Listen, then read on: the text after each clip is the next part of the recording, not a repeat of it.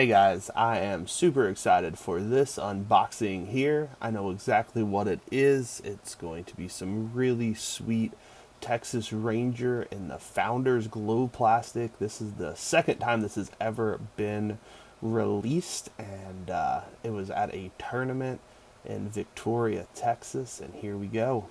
The Founders Glow Texas Ranger. These things are sweet. I've not had one in red yet. Gave me a couple little stickers.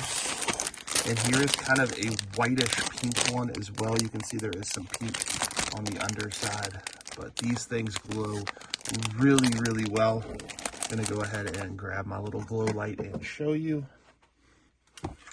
So just adding UV light to them, and I'll get most of the other lights off in my garage.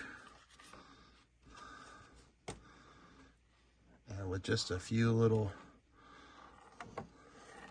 times around, they glow really well and just look really sweet. I've only thrown one of these once and I almost aced with it right off the bat, and so you can kind of see that.